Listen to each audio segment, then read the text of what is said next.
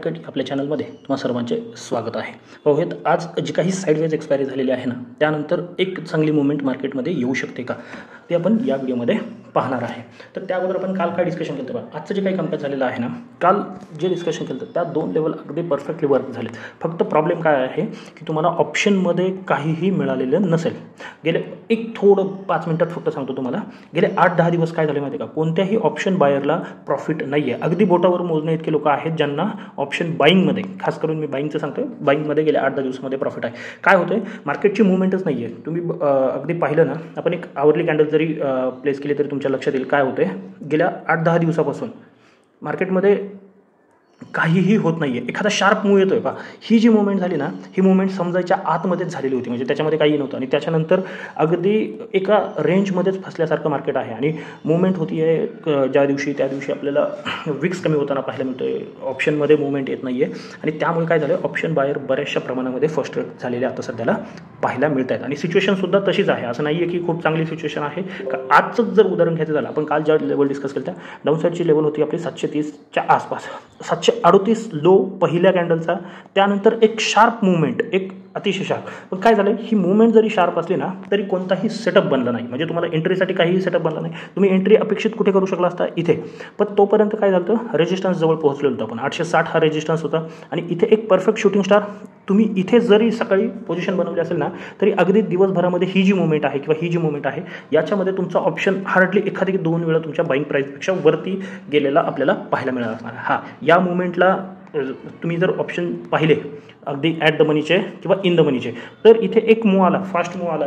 पण ते कारण का इथेही कोणता सेटअप नव्हता. मार्केट खूप वेळ ट्राय करत होतं ब्रेकआउट ब्रेकडाऊनचा, पण काहीही होत नव्हतं. म्हणजे काय होतं आहे, जरी हे रँडम मूव येत आहेत ना, मोठ्या मोठ्या कॅन्डल, कोणताही सेटअप न बनता, इथे सुद्धा तेच झालं. कोणताही सेटअप न बनता कंटिन्युअस वरती गेलं, इथे सेटअप दाखवला आणि इथे पुन्हा एकदा वरती जाण्यासारखं चिन्ह दिसलं आणि मार्केटने फॉल्स ब्रेकडाऊन केलं.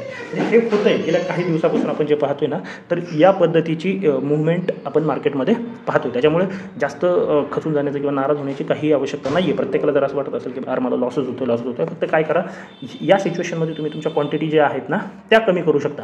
म्हणजे तुम्ही 10 लॉटने काम करत असाल तर 2-3 लॉटने सध्याला काम करा. जसं मार्केट या रेंजच्या बाहेर, आता रेंज कोणती आहे उद्यासाठी जर पाहायचं झालं, एक मोठी रेंज जी आहे ती आपली ती 2500च्या आसपास आहे. अगदी 25,050 जरी निघलं ना तरी चांगली मुवमेंट आपण पाहणार आहोत. आणि डाऊनसाईडची जी लेवल आहे ती 24,510 याच्या आसपास आहे. अगदी 510 ही ब्रॉडर रेंज झाली. आता उद्यासाठी जी रेंज आहे ना ती पाहणं महत्त्वाचं ठरणार आहे. तर उद्या एक फर्स्ट आजचा जो काही हाय बनलेला आहे 24,850च्या आसपास, तो जर उद्या ब्रेक झाला, आताचं क्लोजिंग जरी तुम्हाला 24,744 असं दिसत असलं तरी फायनल क्लोजिंग हे अगदी 800च्या आसपास आलेलं आहे. म्हणजे इथून 50 पॉईंट वरती एक चांगला रेजिस्टन्स ब्रेकआउट 850-860 ब्रेकआउट आला तर तुम्ही बाईंग साईडला जाऊ शकता. पण इथे सुद्धा पूर्ण क्वांटिटी आहे का नाही. आणि सगळ्यात महत्त्वाचं, इथे जाऊन मार्केटनं थोडं वेळ कामकाज करून नंतर ब्रेकआउट यायला पाहिजे, किंवा डायरेक्ट गॅपअप होऊन इथे थोडा वेळ एखादा डबल बॉटम किंवा कोणतंही बुलिश फॉर्मेशन बनवून ब्रेकआउट यायला पाहिजे. तरच एंट्री करा. कारण का सध्याला काय होतं आहे, खूप जास्त साईडवेज मार्केट आपल्याला पाहायला मिळत आहे. मग याच्यावरती तुम्ही जर बाईंग साईडचा ट्रेड बनतोय तर 24,920, 930 हे तुमचं पहिलं टार्गेट असू शकतं. आणि त्याच्यावरती 24,980, 24,980 ब्रेक झालं तर नक्कीच आपण 25,050 आणि मग वरती ज्या लेवल आहेत त्या ओपन होतील. तर सध्या तरी आपण या 2च लेवल डोळ्यासमोर ठेवून काम करणार आहोत. आता डाऊन साईड कुठे आहे, 1, 2, 3, 4 दिवस झाले कंटिन्युअस आपण 24,740 ही लेवल आहे ना ती रिस्पेक्ट करतोय, किंवा तिथे मार्केट सपोर्ट घेताना आपल्याला पाहायला मिळत आहे. 4 दिवस म्हणण्यापेक्षा 4 ते 5 वेळा. तर आता महत्त्वाचं काय आहे, उद्या जर मार्केट फ्लॅट ओपन होते, खाली येऊन थोडा वेळ सस्टेन करून जर 740 ही लेवल ब्रेक होती ना, तर एक शॉर्टफॉल आपल्याला मार्केटमध्ये पाहायला मिळू शकतो. त्याचे जे पहिलं टार्गेट असणार आहे ते आहे 24,680. आणि ही लेवल 740पेक्षा जास्त इम्पॉर्टंट आहे. मी कालही डिस्कशन केलेलं होतं या लेवलविषयी आणि आज पुन्हा तेच सांगण्याचा प्रयत्न करतोय. 24,680 जर ब्रेक झालं ना तर एक मोठा फॉल, ब्लडबाथ ज्याला आपण म्हणतो ना, ते पाहायला मिळण्याची मार्केटमध्ये शक्यता आहे. मग याच्यानंतर म्हणजे इथे जरी तुम्हाला 50-60 पॉईंटचं टार्गेट दिसत असलं ना, तर याच्यानंतर जवळजवळ 150 ते 150 पॉईंटचं टार्गेट आपल्याला पाहायला मिळणार आहे. आणि ती लेवल येते 24,510, 530 या रेंजपर्यंत आपल्याला जाताना पाहायला. मग डायरेक्ट एवढं मोठं, कारण का सध्या काय होतं, ते ब्रेकआउट आणि ब्रेकडाऊन दोन्ही फेल होत आहेत. म्हणून डायरेक्ट एवढं मोठं टार्गेट न ठेवता तुम्ही 24,680 आहे, 680 नंतर 620 आहे, 24,560-70 ही लेवल असणार आहे. आणि फायनल 24,510 पर्यंतचं टार्गेट तुम्ही पाहू शकता. पण याच्या खालीच निगेटिव्ह होणार आहोत हे लक्षात ठेवा. आणि याच्यामध्ये शक्यतो अवॉइड करा. जेवढं शक्य होईल ना तेवढं अवॉइड करा. ज्यांना सेलिंग साईडच्या पोझिशन बनवता येतात, हेज करता येतात, स्प्रेड करता येतात, त्यांनी ट्रेड करा. बाकीच्यांनी शक्यतो किंवा स्कॅल्पिंग करायचं आहे त्यांनीच इथे ट्रेड करा. बाकीच्यांनी 24,740 860 हा जो 120 पॉईंटचा झोन आहे ना टोटली अवॉइड करायचा आहे. याच्यामध्ये कुठलाही ट्रेड घेता नाही. कोणताही सेटअप बनला, काहीही झालं तरी याच्यामध्ये एंट्री करायची नाही आहे. आज एक्सपायरीला पूर्ण दिवस जर तुम्ही पाहिलं ना, पूर्ण दिवस पहिलं जर हा एक लो सोडला आणि हा हाय सोडला तर काय झालं आहे, फक्त 40 ते 50 पॉईंटमध्ये जास्तीत जास्त 60 पॉईंटची रेंज आहे निफ्टीमध्ये.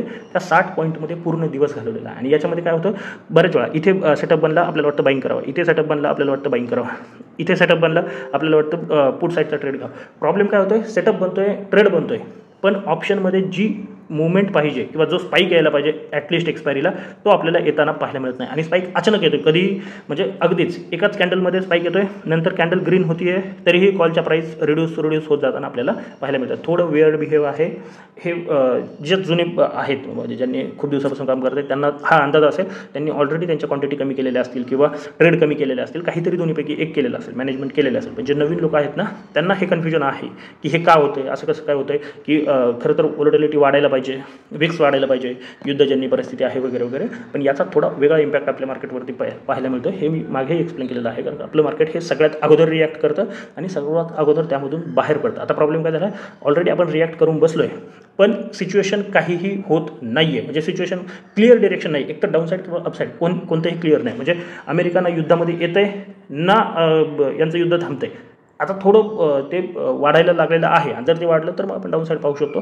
पण जर तसं काही झालं नाही, जर क्लिअर संकेत आले की इराण सरेंडर करते किंवा जे काय असेल ते होईल, त्यानंतर आपण अपसाईड पाहू शकतो. पण त्याच्यासाठी वेळ आहे. एक दिवस तुम्हाला ती मुवमेंट मिळणार आहे, पण तोपर्यंत पेशन्स टिकवणं खूप गरजेचं आहे सध्याच्या मार्केटमध्ये. तरी आता दुसरं महत्त्वाचं आहे बँक निफ्टी.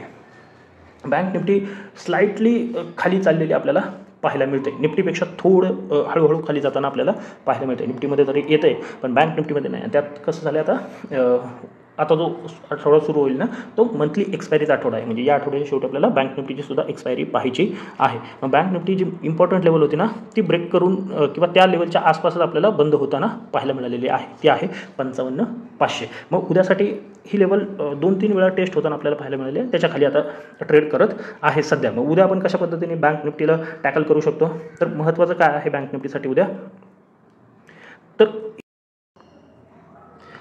ही जी रेंज आहे ना ही एकदा का ब्रेक झाली तर एक मोठा फॉल आपण बँक निफ्टीमध्ये पाहू शकतो. मग उद्यासाठी बँक निफ्टीला महत्त्वाचा जो सपोर्ट आहे ना तो 55,350-400 ही रेंज आहे आणि यावरतीच फोकस करायचे. वरती थोडं क्रिटिकल आहे, तर 55,750 ब्रेक झालं तर एक अपसाईड पाहू शकतो, पण ती खूप दूर जात नाही आहे. 55,900-930पर्यंतच आपल्याला जाताना पाहायला मिळते. म्हणजे ॲक्च्युअल जो ब्रेकआउट आहे तो आपल्याला 56,040च्या वरती जर बँक निफ्टी सस्टेन करायला लागली तर आणि तरच पाहायला मिळणार आहे. त्याच्यामुळे अपसाईड थोडं कॉशियसली ट्रेड करायचं आहे.